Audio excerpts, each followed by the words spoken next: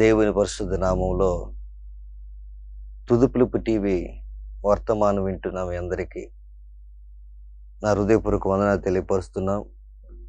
దేవుడు చాలా నెలల తర్వాత మళ్ళీ తుది పిలుపు టీవీ కార్యక్రమాన్ని చేయుటకు దేవుడు కృపనిచ్చాడు. అని బట్టి దేవునికి, ఆయన నామానికి మహిమ కలుగును గాక.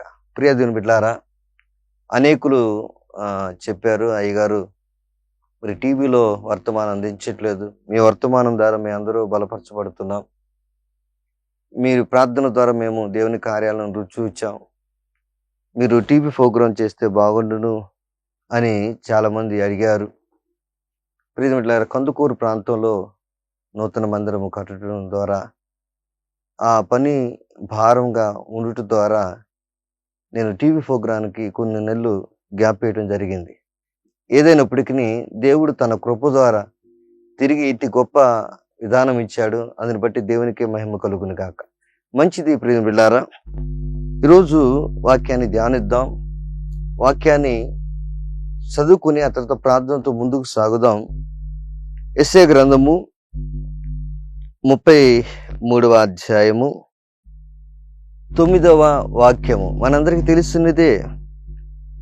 ఈ 9వ వాక్యంలో ఏమనుంది అంటే, దేశము దుఃఖించుచున్నది, లెబానోను సిగ్గుపడి వాడిపోవచ్చున్నది, షారోను ఎడారి ఆయను, బాషానును కర్మెలును తమ చెట్ల ఆకులను రాల్చుకొనుచున్నవి. ప్రియ దేవుని బిడ్డలారా, ఇక్కడ షారోను ఎడారి ఆయను అని మనం చదువుతున్నాం.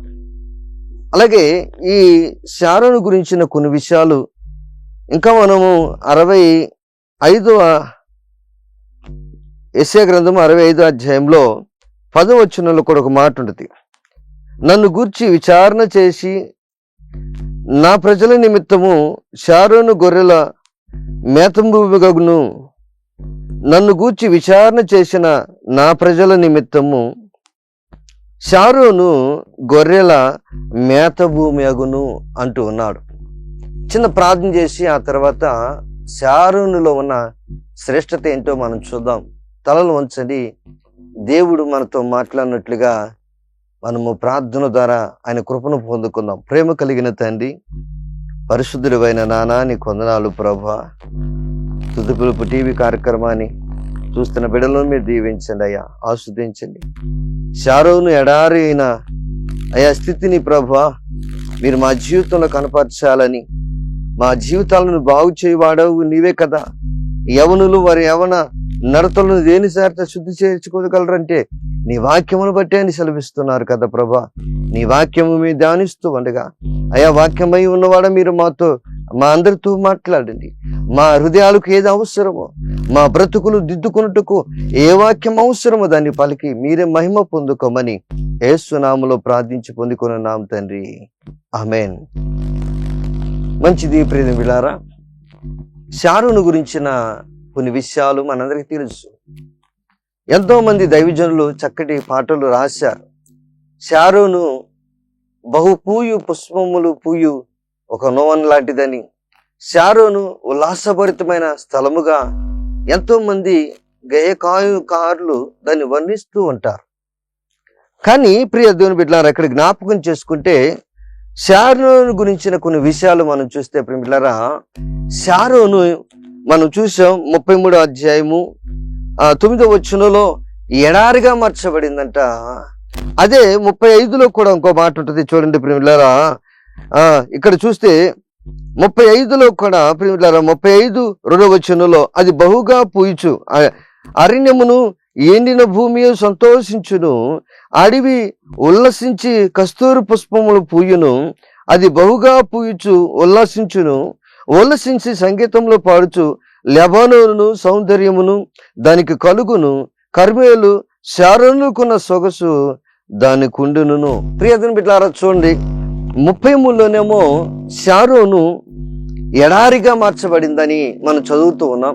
35కి వచ్చేసరికి షారోను చూడండి ఉల్లాసభరితమైన వనముగా, ఉద్యానవనముగా, సంతోషాన్ని వ్యక్తపరిచే ఒక ఉల్లాసభరితమైన స్థలముగా ఇక్కడ మనం చూస్తూ ఉన్నాం ప్రియులారా. పక్క పక్కనే డిఫరెంట్. మళ్ళీ 65కి వచ్చేసరికి షారోను గొర్రెలకు మేత భూమిగా మార్చబడిందంట. ఎలా సాధ్యము? ప్రియ దేవుని బిడ్డలారా, ఎడారి అంటే ప్రియ దేవుని బిడ్డలారా, ఎడారి దేనికి సాదృశ్యం అంటే శ్రమలకు లేదా శోధనలకు సాదృశ్యము, చితికిన బ్రతుకులకు సాదృశ్యము.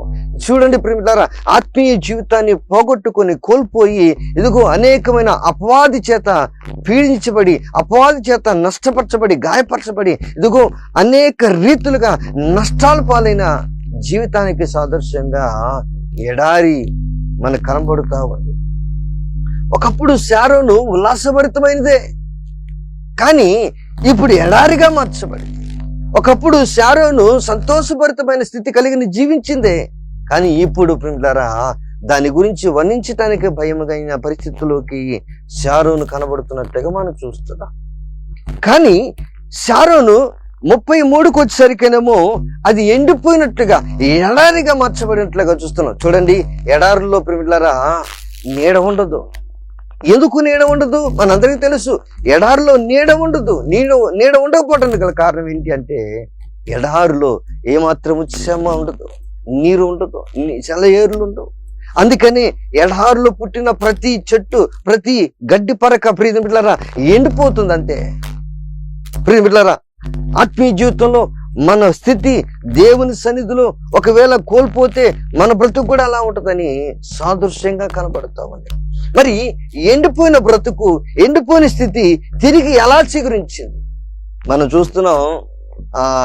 మనం బంగారపు షాపులోంచి ఒక అతను యాడ్స్ ఇస్తూ ఉంటాడు.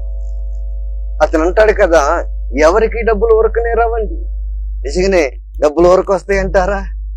చూడండి, దేవుని ఆశీర్వాదాలు కూడా ఎవరికి ఊరకనే రావు. ఈ ఎండిపోయిన షారోను వంటి ఆ స్థితి కలిగిన పరిస్థితికి ఇదిగో తిరిగి సంతోషభరితమైన ఉల్లాసభరితమైన స్థితి రావడానికి గల కారణము ఊరకనే వచ్చిందంటారా వాళ్ళకి?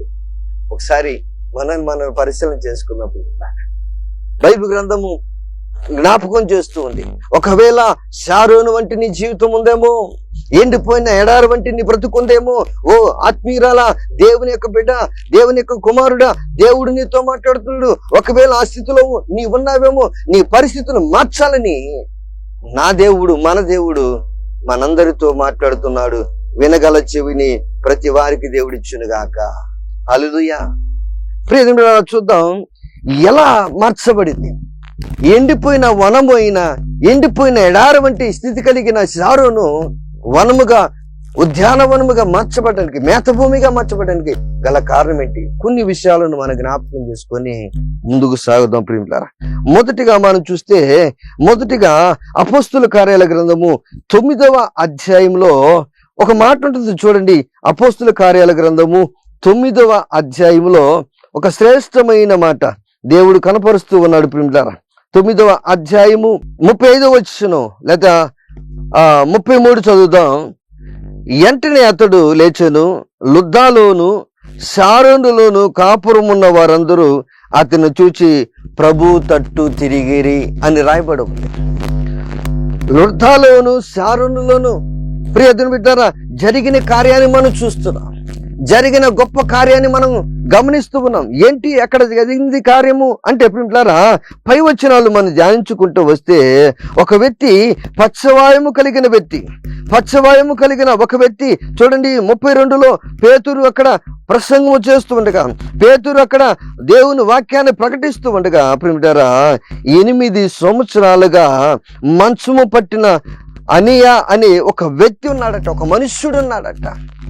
అనేకమైన వైద్యులను సంప్రదించాడు, అనేకమైన మందులను అతడు ప్రియులారా తన జీవితంలో బాగుపడాలని వాటిని వాడాడంటే ప్రియులారా. కానీ ఎక్కడ అతనికి స్వస్థత కలగల, ఎక్కడ అతనికి మంచం నుంచి దిగ్గున లేచే పరిస్థితి రాలా. దేవుడు తన దాసుడైన పేతురును నిలబెట్టుకొని బలపరిచి దేవుని వాక్యము తన నోటి నుంచి మాట్లాడుతుండగా ఆ మాటలు వింటున్న ఈ పక్షవాయం కలిగిన అననీయ ఆయన మాటలు, దేవుని మాటలు విన్నాడంట. వింటుండగానే ఏం జరిగిందంట? గొప్ప కార్యం జరిగిందంట. గొప్ప కార్యం జరుగుతూ ఉండగా చూస్తున్న అక్కడ పిల్లలు ప్రియులారా వెంటనే వారి జీవితంలో ఒక మార్పు. ప్రియులారా ఒక మార్పు అక్కడ జరిగింది. ఏంటి అంటే ప్రియులారా, లుద్దాలోను శారోనులోను, లుద్దా అనేది ప్రియులారా పౌలును చంపాలని అనేక మార్లు ప్రయత్నించిన స్థలం అది. భయంకరమైన దుర్మార్గమైన ఆలోచన కలిగిన ప్రజలున్న స్థలం అది ప్రియులారా. అలాంటి దుర్మార్గమైన ఆలోచన కలిగిన ప్రజల మధ్య దేవుని కార్యము జరుగుట ద్వారా ప్రియులారా వారందరూ ప్రభు తట్టు తిరిగారంట. ఈరోజు ప్రియులారా దేవుడు సెలవిస్తూ ఉన్నాడు, నీ బ్రతుకు మార్చబడాలంటే నువ్వు ప్రభు తట్టు తిరిగేదానిగా ఉండాలి. నీ బ్రతుకు మార్చబడాలంటే ప్రభు తట్టు తిరిగేదానిగా నువ్వు ఉంటే నీ జీవితాన్ని దేవుడు ఎండిపోయిన ఎడారి వంటి నీ బ్రతుకుని దేవుడు తిరిగి ఉల్లాసభరితమైన స్థితికి దేవుడు చేస్తాడు. ప్రియులారా ప్రభు తట్టు తిరిగారు. ప్రభు తట్టు ఎలా తిరిగారో మనం జ్ఞాపకం చేసుకుందాం. ఏ రీతిగా తిరిగారు ప్రభు తట్టు మనం చూద్దాం. అంటే అర్థం ఏంటంటే ప్రియులారా ఈ రోజుల్లో మనం చూస్తున్నాం ప్రభు తట్టు ఎలా తిరిగారనేది మనం జాగ్రత్తగా పరిశీలన చేస్తే, ఒక చిన్న బిడ్డను పిలిచి ఏదో ఒక వస్తువు తీసుకురామని, అది తినే పదార్థం ఏంటి, ఏదో ఒక వస్తువు తీసుకురామని ఆ బిడ్డను కొట్టికాడికి పంపిస్తే ఆ బిడ్డ ఏం చేస్తాడంటే వస్తూ దానిని ఎంగిలి చేస్తూ వస్తాడు. అది పాల ప్యాకెట్ కావచ్చు, లేదా ఏదైనా కావచ్చు. వస్తూ అది తినే పదార్థం అయితే ఖచ్చితంగా దాన్ని ఎంగిలి చేస్తూ వస్తాడు. ఒకవేళ దీన్ని తిన్నావు కదా మనం చూసి దాన్ని ఆ బాబును లేదా ఆ పాపను అడిగామనుకో, వెంటనే వాడు ఏం చేస్తాడంటే, లేదా ఆమె ఏం చెప్పిద్దంటే నేను తినలేదు అని చెప్తాను. ఎలా అంటే పిలుతారా చేతులు చూపి, అంటే పిలుతారా చేతులు ఎందుకు పెట్టుకు ఇటు తిరుగు అనగలే, చేతులు ఎందుకు పెట్టుకొని ఇటు తిరుగుతాడు. మళ్ళీ ఇటు తిరుగు అంటే చేతులు ముందుకు వస్తే ఇటు తిరుగుతాడు కదా అని ఇటు పెడితే చేతులు వెనక్కి పడతా ఉంటాడు. అంటే అర్థం ఏంటి అంటే దేవుని పిల్లలుగా పిలబడుతున్న మనము, దేవుని సన్నిధిలో వాడబడుటకు ఇష్టపడుతున్న మనము ప్రియులారా రహస్యమందు పాపములు దాచుకొని కూడా, రహస్యమందు పాపములు చేస్తూ కూడా మన బ్రతుకులు మారట్లేదే అని అనేకులను మనం వారి ప్రార్థన అవసరతల కొరకు కోరుతా ఉంటాం. కానీ ప్రియులారా చూడండి, లుద్దాలోను శారోనులో ఉన్న ప్రజలు ఇదిగో ప్రభు తట్టు తిరిగారంట.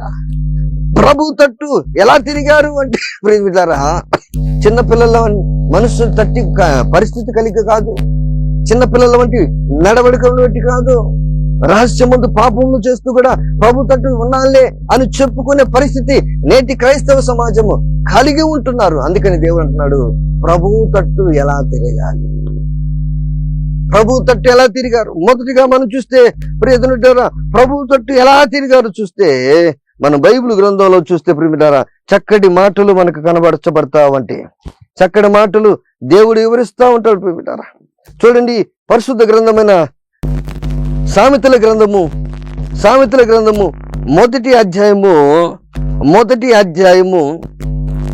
23వ వచనాన్ని జ్ఞాపకం చేసుకుందాం. మొదటి అధ్యాయము 23వ వచనం, నా గద్దింపు విని తిరుగుడి, ఆలకించుడి, నా ఆత్మను మీ మీద కుమ్మరించుదును, నా ఉపదేశము మీ మీకు తెలియజేయుదును. ప్రియమిత్రులారా చూడండి, నా గద్దింపు వినుడి తిరుగుడి అంటాడు. నా గద్దింపు విని. ఈరోజు ప్రియమిత్రులారా దేవుడు మాట్లాడుతూ ఉండగా చాలా మంది ప్రియమిత్రులారా బాధపడతా ఉంటారు. ఇదేంటి పాస్టర్ గారు దేవుడు మాట్లాడుతుంటే బాధపడతారు ఏంటి అంటే మీకు ఆశ కలుగుతూ ఉంది. ఈరోజు దేవుడు నాతో మాట్లాడేది, దైవజనుడు నోటి నుంచి దేవుడు నాతో మాట్లాడేది, ప్రభువా నాతో మాట్లాడిని అడుగుతూ ఉన్న మంచిదే. దేవుడు నీ లోపములు ఎత్తుపట్టి దైవజనుడి నోటున ఆయన మాటలు ఉంచి నిన్ను బాగు చేయాలని, నిన్ను తిరిగి దేవుని సన్నిధిలో ఒక శ్రేష్టమైన బిడ్డగా, ఆశీర్వాదకరమైన బిడ్డగా ఉంచాలని దేవుడు ఇష్టపడుతూ ఆయన దైవజనుడి నోటి నుంచి నీతో మాట్లాడుతూ ఉంటే ఈరోజు నీ స్థితి ఎలా ఉంటుంది? దాన్ని అంగీకరిస్తున్నావా, లేదా దైవజనుడే మాట్లాడుతున్నాడని ఆలోచించి పక్కకు పోతున్నావా? ఈరోజు ప్రియులారా చాలా మంది గమనిస్తున్నాం. 10:30 గంటలకి ఆరాధన అని చెబితే ప్రియులారా 10:30 గంటలకు ప్రార్థన స్టార్ట్ చేసి పాటలు పడుతుంది, పాటలేగా పాడుతుంది, ప్రార్థనేగా చేసింది, పోదాములే. చివరి దశలో అంటే ఆరాధన జరిగే ఆ ప్రారంభ దశలోకి వచ్చేసి ప్రియులారా చూడండి పాటకు అవకాశం ఇవ్వట్లేదు అని ఎందరో ప్రియులారా అలుగుతున్న వారు సేవకుల మీద, సంఘాల మీద అలుగుతూ అనేక ప్రాంతాలకు వెళ్తూ ఉన్నారు. ఆ ప్రాంతాల్లో కాపరులు ఉండరు. ఆ ప్రాంతాల్లో వారిని ఇదిగో తప్పు చేస్తామని గద్దించే వాళ్ళు, శిక్షించే వాళ్ళు ఉండరు. ఆ ప్రాంతంలో వారు చేస్తున్నది ఏదైనా సరే అది ఏది చూపించే వారు ఉండరు. అందుకని బైబిల్ గ్రంథాల ముందు కాపరి లేని గొర్రెల వలె ఎందరో ఉన్నారు, త్రోవ తప్పి వాళ్ళు కాలు జారి స్థలంలో ఉన్నారు, లక్షల కొలదిగా ఉన్నారని మనం చూస్తూ ఉన్న పిల్లలు. అందుకని పిల్లరా ఇక్కడ రాయబడి ఉంది, జ్ఞానైన సొలొమోనుతో దేవుడు ముందుగానే ఈ మాటను తెలియపరుస్తూ నేటి సమాజమైన మనతో దేవుడు వివరిస్తూ ఉన్నాడు. కాపర్లే నీ గొర్రెల వలె ఉండకూడదు అని దేవుడు ముందుగానే తెలియపరుస్తూ ఏమంటున్నాడంటే, నా గద్దింపు విని తిరుగుడి. అక్కడ పేతురు వాక్యము చెబుతూ ఉండగా పేతురు దేవుని మాటలు వ్యక్తపరుస్తూ పాపమును గద్దిస్తూ పాప సంబంధమైన స్థితి నుంచి విడిపించబడుటకు, విడుదల పొందుటకు దేవుని మాటలను పేతురు ప్రకటిస్తూ ఉండగా పిల్లరా ఆ మాటలు విన్నారు, ప్రభు తట్టు తిరిగారంట. ప్రియ సహోదరి, దైవజనుడు నిన్ను జ్ఞాపకం చేసుకొని ఏలెత్తి చూపిస్తున్నాడని నువ్వు ఎప్పుడు అనుకోవద్దు. దైవజనుడు ఇదిగో నువ్వు చేస్తున్న తప్పుని కనపరచాలని ఏలెత్తి నువ్వు తప్పు చేస్తున్నావు అని ఒకవేళ వాక్యము ద్వారా అంటున్నాడని నువ్వు ఎప్పుడు అనుకోవద్దు. దేవుడు నీతో మాట్లాడుతున్నాడు, ఎందుకో తెలుసా? నిన్ను చడిచేయాలి. దేవుడు నీతో మాట్లాడుతున్నాడు, ఎందుకో తెలుసా? తిరిగి నువ్వు పూర్వ వైభవంతో, పూర్వ సంతోషంతో, పూర్వ ఆశీర్వాదంతో నింపబడాలి. అందుకే ప్రభువు తట్టు నువ్వు ఎలా తిరగాలంటే ఆయన గద్దిస్తూ ఉండగా, చిన్నపిల్లలు గద్దిస్తే తల్లి తట్టు ఎలా తిరుగుతున్నారో మాకు తెలుసు. తల్లిదండ్రులారా మీకు తెలుసు, నాకంటే ఎక్కువగా మీకు తెలుసు. అందుకనే ప్రభువు గద్దిస్తూ ఉండగా మనము ప్రభువు తట్టు తిరిగే వారిగా, షారోను ఎడారి వంటి షారోను తిరిగి ఉల్లాసభరితమైన వనముగా మార్చబడడానికి మొదటి కారణము ప్రభువు తట్టు తిరగడానికి కారణం ఏంటంటే వారు దేవుని మాటలు విన్నారు. ఆ గద్దింపు పాప సంబంధమైన విధానాన్ని గద్దిస్తూ ఉండగా విన్నారు, ప్రభువు తట్టు తిరిగారంట. రెండోదిగా మనం చూస్తే ప్రియమిటారు పరిశుద్ధ గ్రంథంలో చూద్దాం. పరిశుద్ధ గ్రంథం నుంచి రెండో మాటను మనం జ్ఞాపకం చేసుకుంటే, ప్రియ దేవుని బిడ్డలారా గమనించండి, రెండో మాటను మనం జ్ఞాపకం చేసుకుంటే హోషేయ గ్రంథము 14వ అధ్యాయము 1-2 వచనాలు చూస్తే, హోషేయ గ్రంథము 14వ అధ్యాయము 1-2 వచనాలు. ఇశ్రాయేలు, నీ పాపము చేత నీవు కూలితివి గనుక నీ దేవుడైన యెహోవా తట్టు తిరుగుము, మాటలు సిద్ధపరచుకొని యెహోవా యొద్ద తిరుగుడి. మీరు ఆయనతో చెప్పవలసినది ఏమనగా, మా పాపములన్నిటినీ పరిహరింపుము, ఎడ్లకు బదులుగా నీకు మా పెదవులు నర్పించుచున్నాము. ప్రియమిత్రులారా గమనించండి, నర్పించుచున్నాము, నీ అంగీకరింపదగినవి ఇవే మాకున్నవి అని సెలవిస్తూ ఉన్నారు. ప్రియ దేవుని బిడ్డలారా, రెండోది ఎలా తిరిగారు అంటే వారు పాపము చేశారు కాబట్టి ప్రియ దేవుని బిడ్డలారా వారి జీవితాలు పాడైపోయినాయి. పాపం వల్ల జీవితము మరణము కదా, మరణానికి చేరువయ్యారంటే ఎడారి అంటే ఏమాత్రము చెమ్మలేనిది, ఏమాత్రము పచ్చదనము లేనిది, ఏమాత్రము సంతోషము లేనిది, ఏమాత్రము సుఖము సంతోషము ఎలాంటి ఆనందభరితము లేని పరిస్థితి, ప్రదేశం అది. ఆల్మోస్ట్ మరణానికి చేరువైన పరిస్థితి అది. అందుకనే దేవుని బిడ్డలారా, అలాంటి స్థితిలో జీవిస్తున్న నీతో దేవుడు మాట్లాడుతున్నాడు, నీ బ్రతుకును బాగు చేయాలని. అయితే ఆ స్థితిలో రావటానికి గల కారణం ఏంటంటే ఇక్కడ దేవుడు సెలవిస్తున్నాడు, ఓ దేవుని కుమార్తె, దేవుని కుమారుడా, ఓ ఇశ్రాయేలు, నీ పాపము చేత నువ్వేం చేయబడ్డావు అంటే కూల్చబడ్డావు. ఆత్మీయ జీవితంలో నుంచి పడిపోయావు, ఆశీర్వాదకరమైన స్థితి నుంచి పడిపోయావు.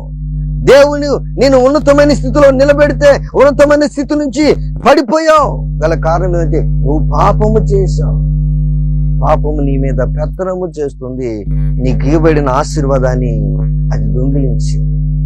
అందుకే ప్రియమిత్రులారా దేవుడు సెలవిస్తున్నాడు, దేవుడు మాట్లాడుతూ ఉన్నాడు. ఏమంటూ ఉన్నాడంటే, నువ్వు పాపము చేత కూల్చబడ్డావు, పాపం చేత కూల్చబడ్డావు కాబట్టి పాప సంబంధమైన వ్యక్తిగా నువ్వు ఉన్నావు. తిరిగి దేవుని ఆశీర్వాదాన్ని పొందుకోవాలంటే, దేవుని దీవెన, దేవుని యొక్క కృప నువ్వు తిరిగి పొందుకోవాలంటే ఏం చేయమంటున్నాడు అక్కడ గ్రంథకర్త? ప్రియమిత్రులారా, నువ్వు పాపము చేత కూలితివి గనుక నీ దేవుడిని యెహోవాతో తిరుగుము. ఎలా తిరగాలంట?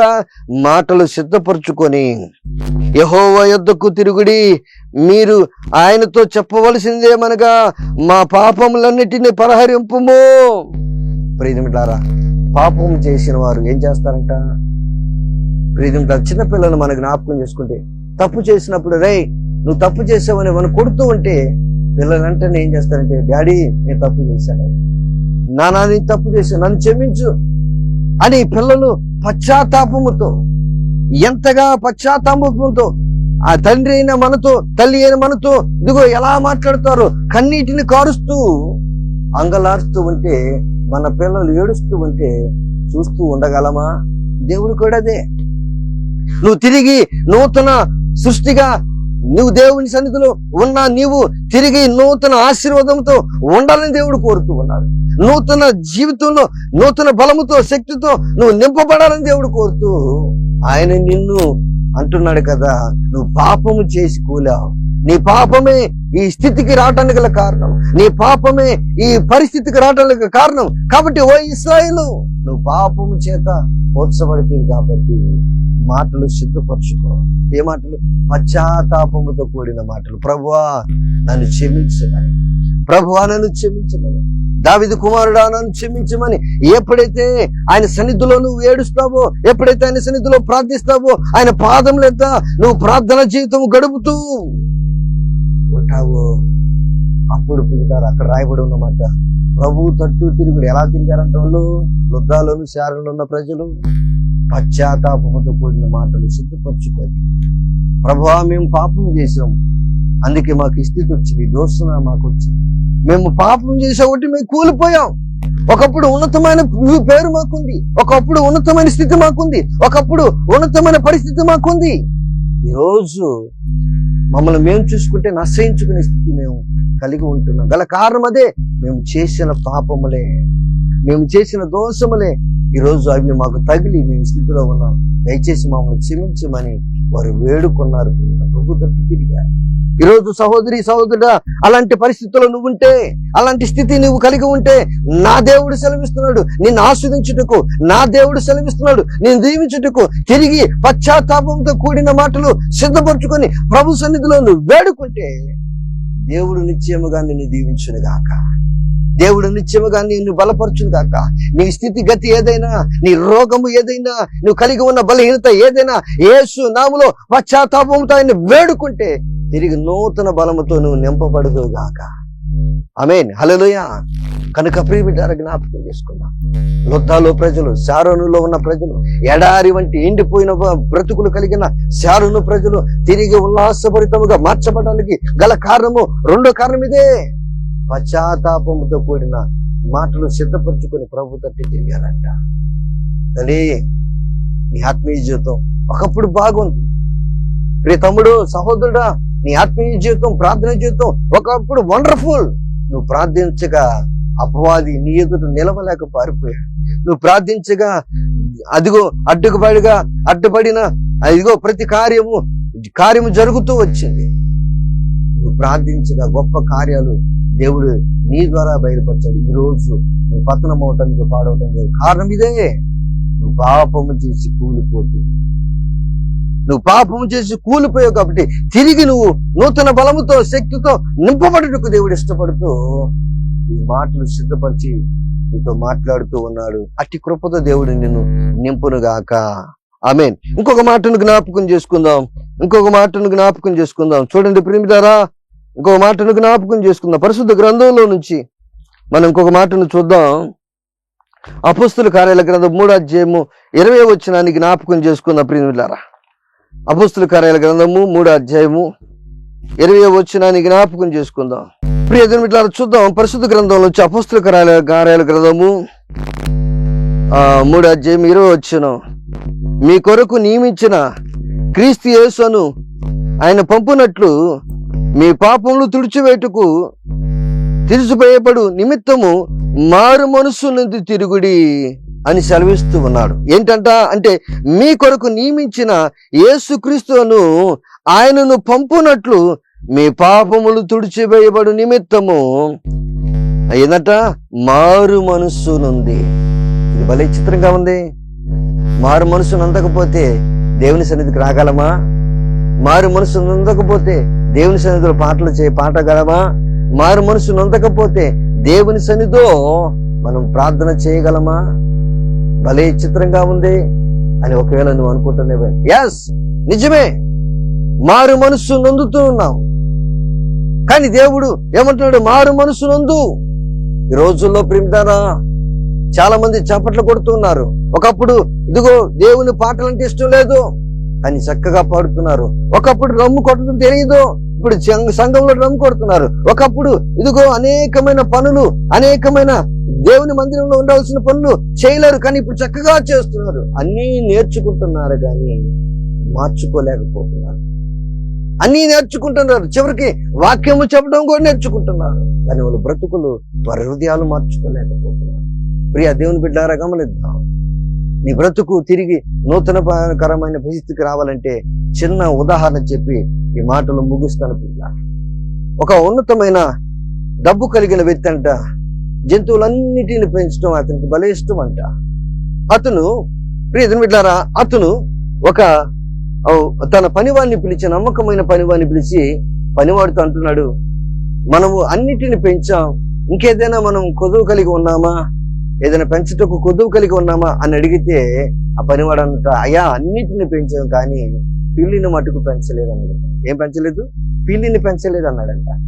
సరే, పిల్లులు అమ్మే స్థలముకు వెళ్ళి చక్కటి పిల్లిని కొంచెం విలువ కలిగిన వెల చెల్లించి ఒక పిల్లిని తీసుకొచ్చి దానికి ఇంటి పని, వంట పని నేర్పారంట. ఏం నేర్పారు? ఇంటి పని, వంట పని నేర్పారంట. ప్రియ దేవుని బిడ్డలారా, ఇంటి పని, వంట పని నేర్చుకొని చక్కగా అన్ని సమకూరుస్తూ ఉంటే ఆ మాట ఆ నోట ఈ నోట తెలిసి ఇదిగో ఆ గ్రామంలో, ఆ ప్రాంతంలో విస్తరించి, ఇదిగో పలాని వ్యక్తి యొక్క ఇంట్లో ఒక పిల్లి ఇంటి పని, వంట పని చేస్తూ ఉంటే అందరికి ఆశ్చర్యం వేసిందంట. ఈ మాటలు కదా తన బాల స్నేహితుడు, బాల్యమిత్రుడు ఒకరిద్దరికి తెలిసి అతను ఆ ఇంటికి చూద్దామని వచ్చాడంట. ఆ ఇంటికి చూద్దామని వచ్చేసరికి యజమానుడు అతన్ని కౌగిలించుకొని లోపలికి ఆహ్వానించి వెంటనే పిల్లిని పిలిచి అంటున్నాడట, పిల్లి, దూర ప్రాంతం నుంచి నా స్నేహితుడు బాలమిత్రుడు వచ్చాడు, అతను తాగటానికి కాఫీ కలుపుకొని రా అన్నాడట. ఈ స్నేహితుడు తన స్నేహితుడు పిల్లికి కమెంట్ చేస్తూ ఉండగా ఆ పిల్లి చక్కగా కిచెన్ లోకి వెళ్ళిందంట.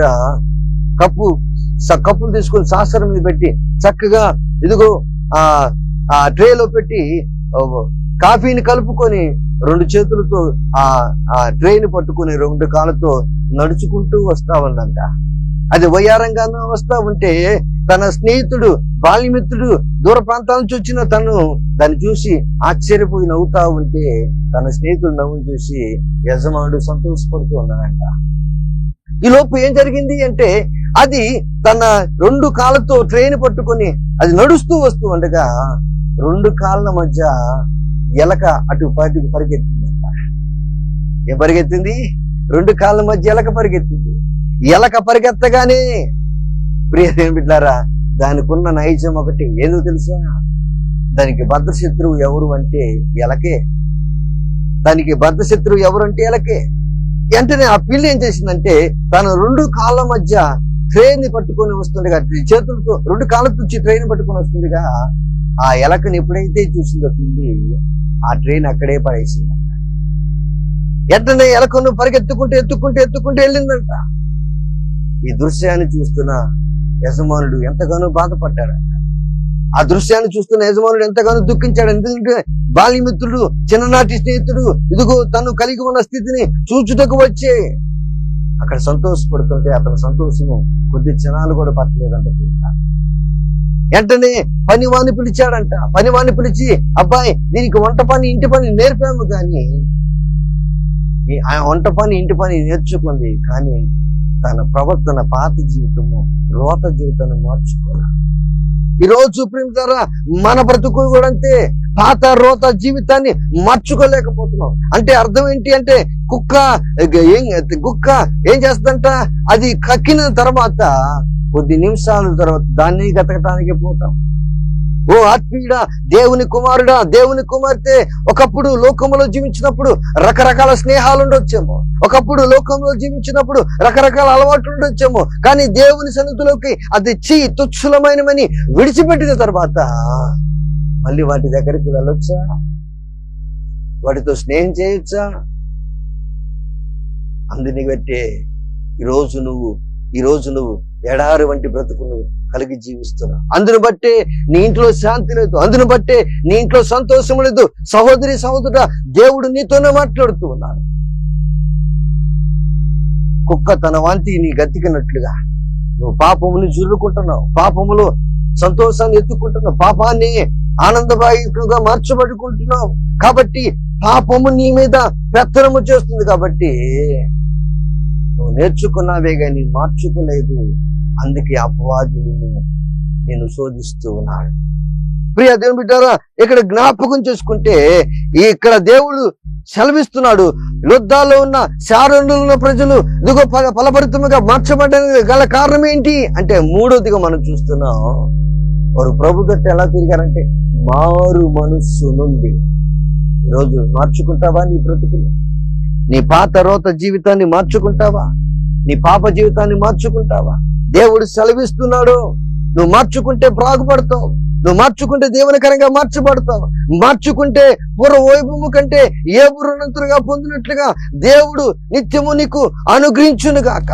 ఆయన కృపా సన్నిధానములో ఆయన సియోనులో నుంచి నిన్ను ఆస్వాదించును గాక యేసునామములో. మరి మార్చుకుంటావా?